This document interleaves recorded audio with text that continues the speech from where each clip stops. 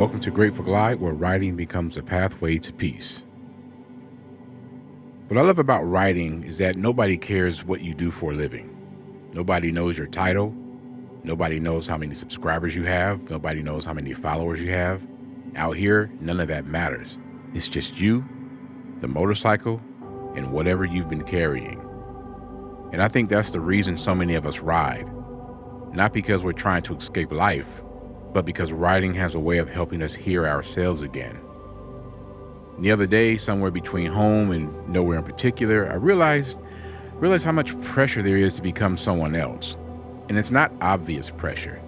It's really subtle. It's very quiet pressure. It's the kind of pressure that slowly convinces you that you'll finally belong if you just change a little more.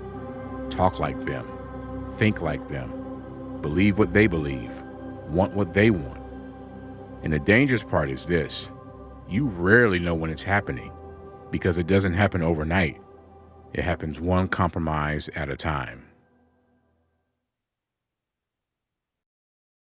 The thing the road has taught me is this: pressure doesn't usually change your behavior first. It changes your identity. Think about that. Most of us don't wake up deciding to become someone we're not. We slowly begin believing that we have to become someone else in order to be accepted. And once that belief settles in, our decision starts making perfect sense. That's why I've learned to ask myself this question: who am I becoming? Not what should I do, but who am I becoming? Because once you know who you want to become, the road is a lot easier. Later on during this ride, another thought hit me. The people around us don't just influence what we do, they influence what we think. They influence who we think we're allowed to be. And I've started paying attention to one simple question: who around me makes me edit myself? Not because they're cruel, because sometimes they're very wonderful people. They're just not the people who bring out the healthiest versions of you. And you know you found the right people when you don't feel like you're performing. You don't feel like you have to prove anything. You don't have to impress anybody. You can just breathe. And that's become one of the greatest gifts this motorcycle has given me. It's helped me recognize the difference between peace and performance.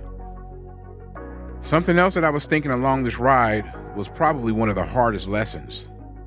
Sometimes the healthiest road is the loneliest road. And there have been seasons where walking away from unhealthy expectations felt like losing a part of my identity. Because when you've spent years trying to please people, peace feels unfamiliar. But I've learned something. Freedom often feels lonely before it feels peaceful.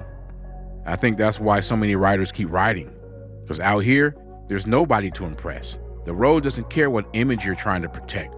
It simply gives you room to become honest again. And honesty is where peace begins. And maybe that's why this motorcycle has become so meaningful to me. Not because it solves life's problems, because it doesn't. But it creates enough quiet to notice the problems that I'm carrying all along. And sometimes, more often than not, that's where the healing begins. If you've been riding along with me through this series, last week's conversation was about something most riders rarely talk about: what we believe. And if you haven't seen that one yet, I'd encourage you to watch it next, because what we believe ultimately shapes who we become. It lays the foundation for everything we've talked about today. And next Wednesday, I would love to share something with you that's more personal.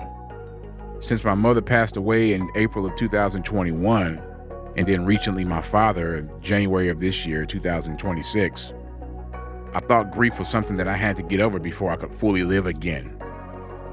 But the motorcycle taught me something completely different.